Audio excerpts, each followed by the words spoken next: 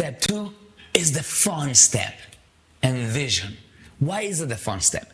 It's because it is the moment in which you get to really tell us what it is that you want.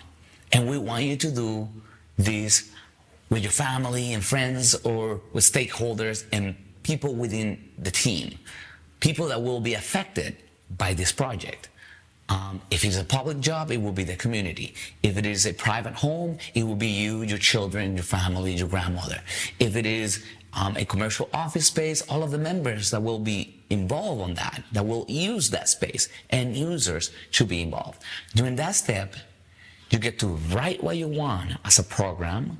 For example, 2 bedrooms, 3 bathrooms, a garage.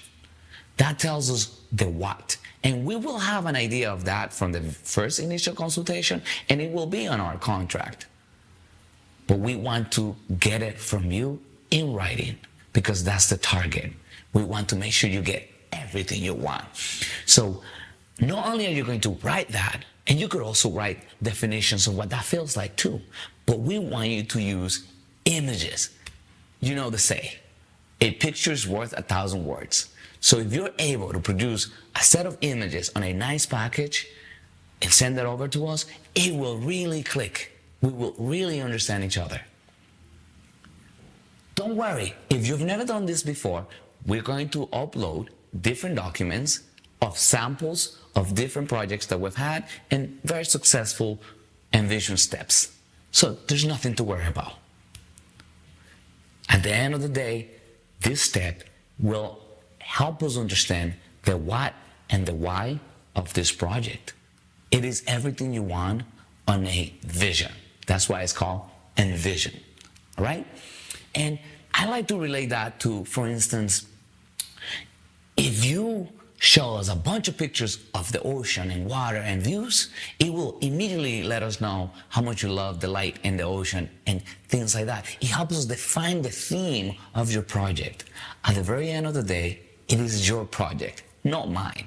I am a designer, I am an architect, but I'm not designing for myself. I'm designing for you.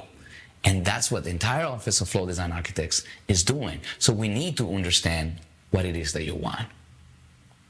That sets the target. And once that's done and you send us that document, we will also create a list of suggestions. It is essentially our own version of what you've created. Why? Because after so many years of designing projects and buildings, thousands and thousands of projects, once we see some of the things that you have, we're able to understand a direction and a track. And I relate this to some of the online shopping in Amazon, where they say, you may want this. You may also want this. But this is not done by algorithms, and we're not trying to track all your data. We just happen to know what we do very well. And we think we understand the directions where you're going. If you happen to not agree with those images that we suggest, you can also let us know. We'll be fine. It's your project, not ours. We just try to understand it. Another thing that we try to do, and is included within our package, is actually a meeting via Zoom or in person where we ask the questions.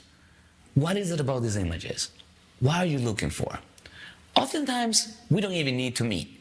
Your images and your text and your descriptions of the project are so clear that we don't even need to check it or question it.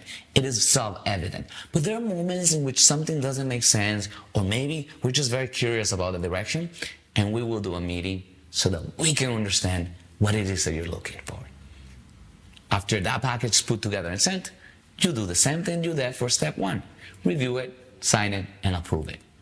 We will not design until you do that. It is very important. It's the target. And we cannot be designing for a target that we cannot see. We cannot be designing for a target that we cannot understand and that is shifting, all right?